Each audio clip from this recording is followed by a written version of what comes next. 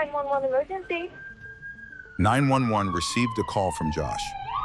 Officers immediately rushed to the scene where they discovered the house was badly scorched. The 911 call was made by Josh, the victim's brother. He told police there was a fire, and officers quickly searched the location. There was scorching around the front door. He went ahead and went inside, saw that the inside of the house was scorched pretty badly. He went into Andy's bedroom and saw his feet at the end of the bed. Even though upon initial glance, you couldn't really see how he had died, they were relatively certain that it was something that they wanted us to come out and investigate pretty quickly. Then investigators arrived at the crime scene with fire marshals, and they see something horrifying. Went into Andy's bedroom. He was covered up pretty well. He was stabbed multiple times. We observed lacerations and cuts to the head, to the neck, to the face, to the chest. Because of the widths of the stab marks, it looked like more than one weapon that was used to stab Andy. We quickly came to the conclusion that Andy had been murdered. The forensic team searched the scene for evidence. There was a recliner. And that's where you can really kind of first see the damage that had taken place because it was burned and melted. You can see this gigantic black spot on the floor. The boards there were just scorched. I mean, just completely blacked out. You also had rolls of paper towels all laid out specifically to try to spread the fire.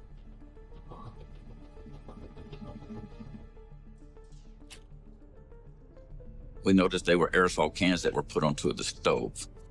Had the fire been able to spread into the kitchen area, the aerosol canisters would have made explosions. This was absolutely not an accidental fire.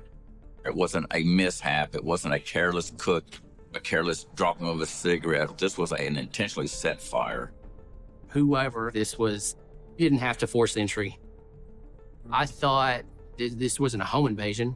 This wasn't somebody that kicked in the door and just went to town on him. It was somebody that was welcomed in.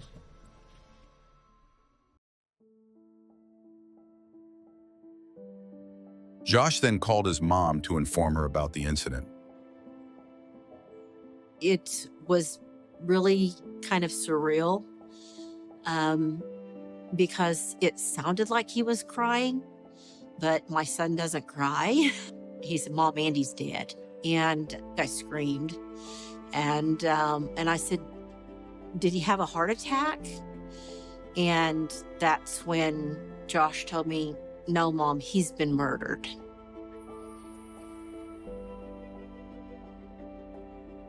And, then of course I just lost it. And I was like, no, that can't be.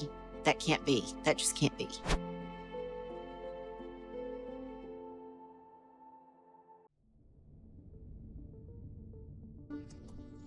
Angela got on scene. She had an oxygen tank on. She was using a walker to be able to get around. My heart just went out to her because she was very, very sick.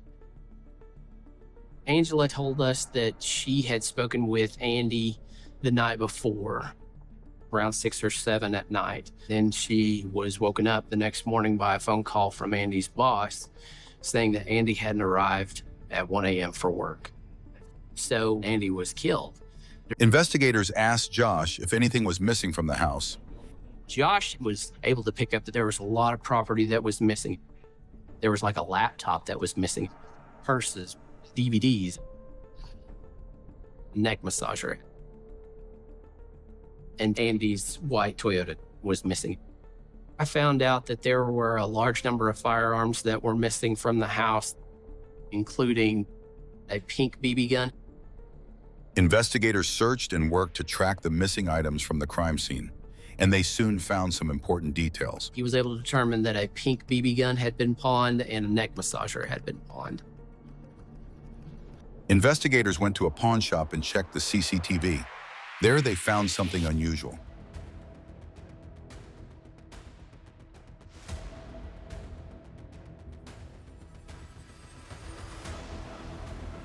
These two people come into this pawn shop in Kansas. One of them placed a large number of firearms on the counter. One of them was, a large individual. They had items that we had believed was pretty clearly belonging to the victim, Andy. This unidentified person then starts to converse with the pawnbroker to try to sell that property. At the pawn shop, a deal was made. Investigators found a receipt, and the name mentioned on it gave them a new lead. And we come up with the name Debbie Senft. We're not ready to say that these folks killed Andy McGuffey. But what we can say for sure is that they had property that very much looks like Andy McGuffey's.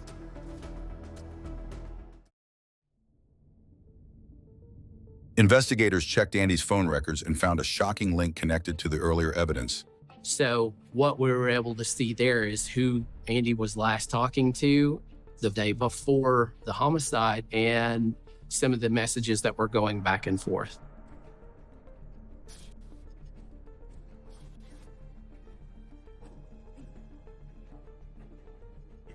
The text messages were trying to discuss how to meet up. The tone of the messages was that they knew each other, but they hadn't seen each other in quite some time. Andy's conversation was very much a social form. Andy had even sent a picture of some alcohol that he was drinking at his house, saying, basically saying, yeah, sure, come on by. The messages revealed that they had planned to meet on the night of the murder. Investigators traced the number in their database, and the name that came up left everyone shocked. Debbie Senft. But I'm like, hold on a minute. That is the same person from that pawn shop. And so, my initial thought was, who is this person? Why are they talking with Andy? What we weren't able to figure out is what kind of connection Debbie and Andy had. We don't know if it's a friend, at the very worst, a girlfriend or something like that perhaps Angela didn't know about. Investigators spoke with Andy's neighbors. One man reported seeing a car that night and gave them more information about it. He gave us a lot of good information. He said that it was like a dark colored, like a charcoal four-door sedan. And my immediate thought was some sort of Toyota or something like that from the description that he had given. Another interesting point was that he had noticed there was a large black dog in the car as well. We looked at that as a potential source of further evidence. You think that car could have something to do with Andy's death.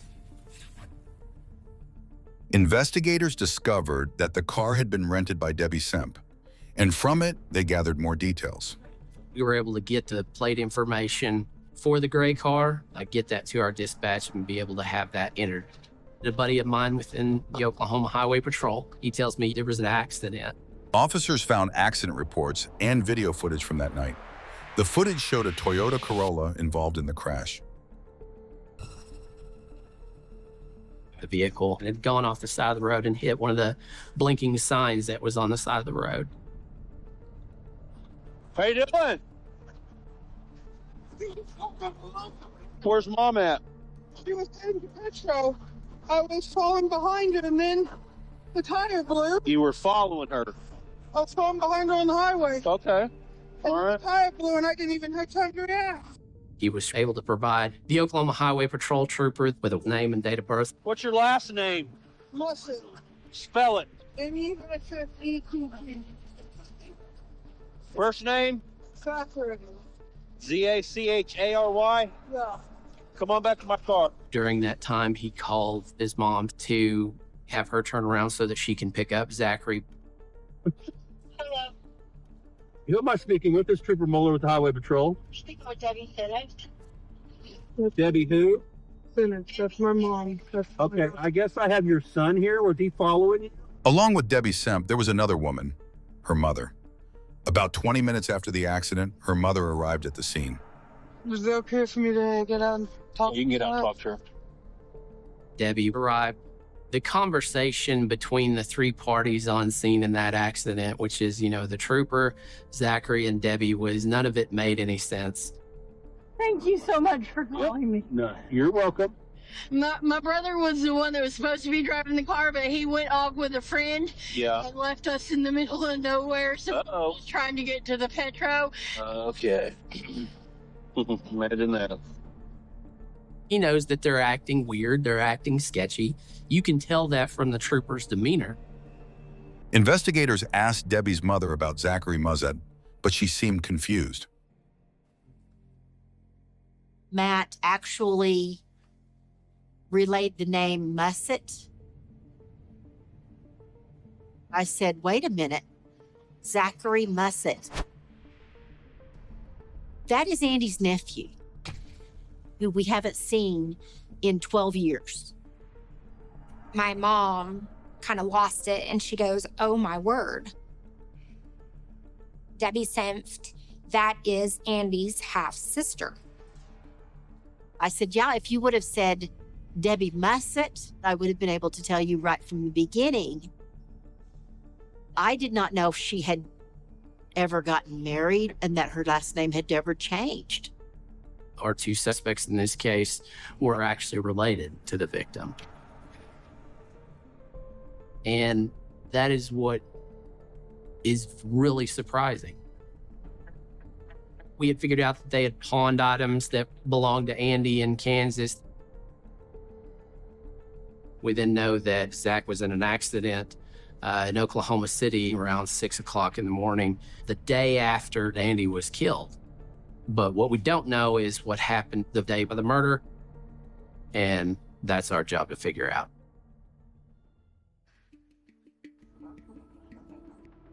Investigators checked Debbie's phone location. It showed frequent activity near Love's, so they searched the area and uncovered new clues. So next door to this Love's is a car wash. Love's was a car wash. Investigators found the suspect's car there and reviewed the surveillance footage. On the video from the car wash, it's around 1:30. You have them pulling in the Penske moving truck, but you also have them pulling in Andy's white Toyota Tacoma.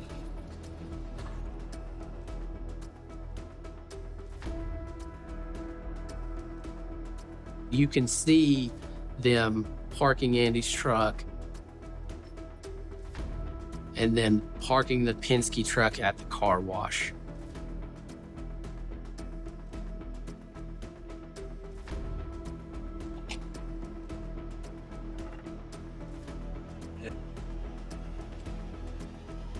What you see is an inspection of several different weapons that are in the car. And Zach almost kind of taking stock of what they have.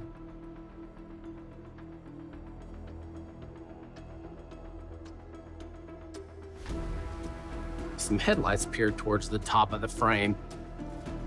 Debbie then pulls the Corolla into the next stall over.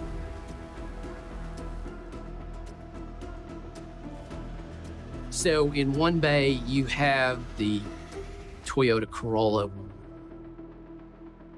And then in the next stall over is Andy's truck.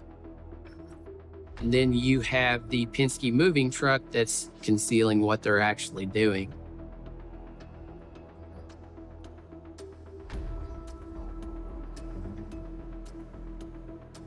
They both look straight up at the camera in one of the bays.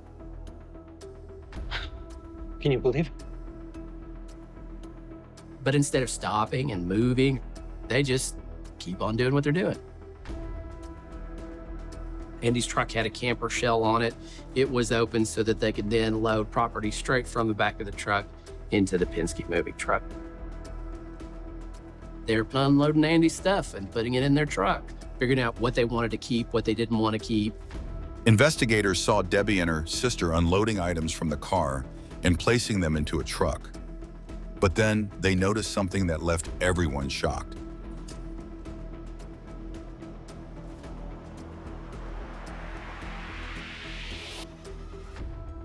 Zachary pulls out a knife from the truck, walks off screen, and then comes back wiping the knife off on his pants. That could have been our murder weapon.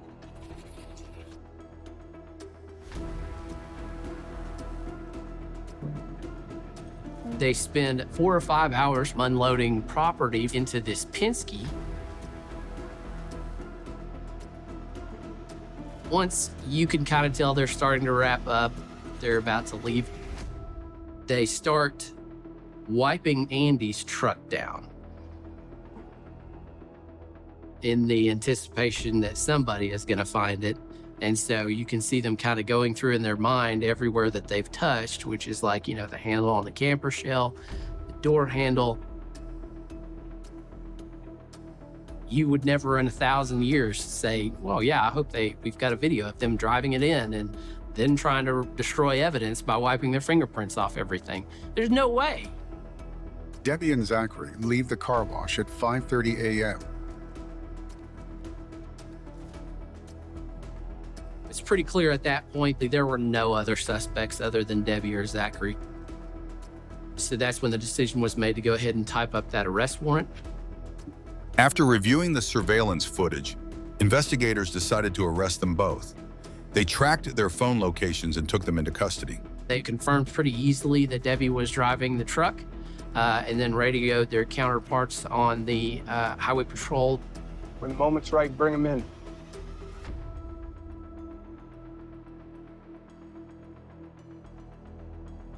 It was very peaceful. Neither one put up a fight or anything like that.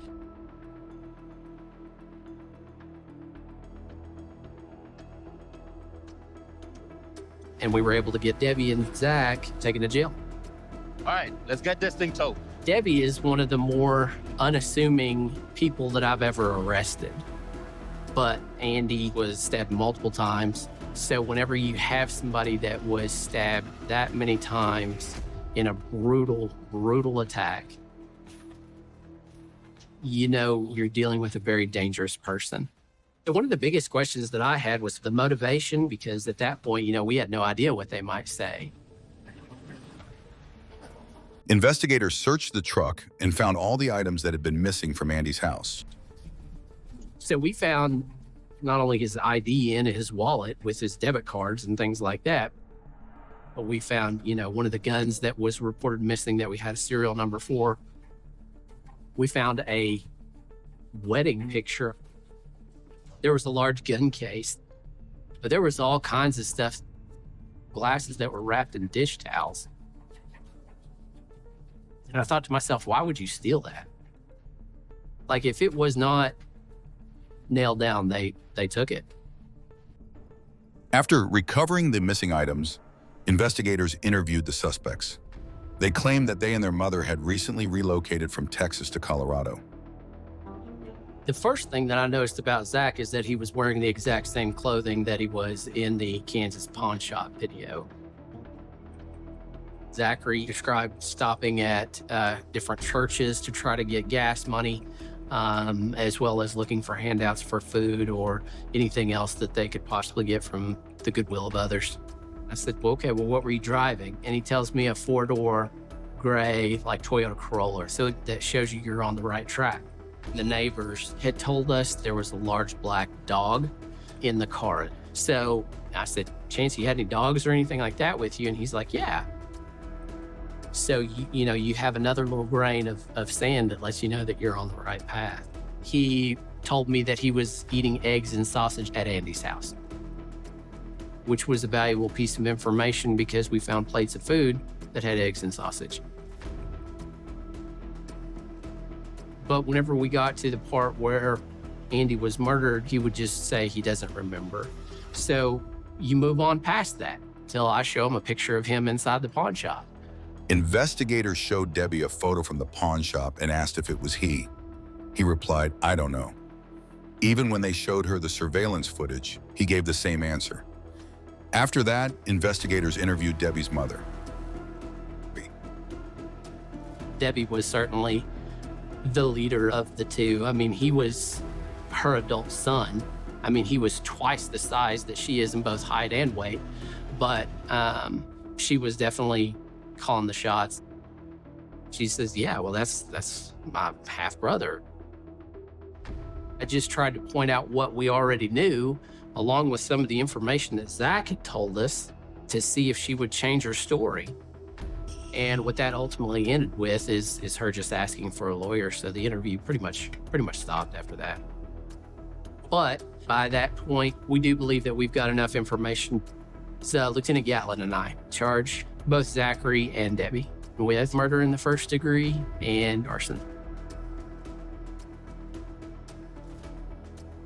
On February 14th, 2023, Debbie and Zachary Booth were officially charged with Andy's murder. A mother and son found guilty of killing their relative in Blanchard. A jury found Debbie Senft and Zachary Mussett guilty of killing the victim, in this case, Michael McGuffey, in his home in Blanchard in October of 2021. Senft and McGuffey were half-siblings. The jury recommended both spend life in prison without parole. Formal sentencing set for May 2nd. Justice was served, but it came at the cost of one precious life. Like, comment, and subscribe for more true crime stories that delve deep into the heart of the human experience.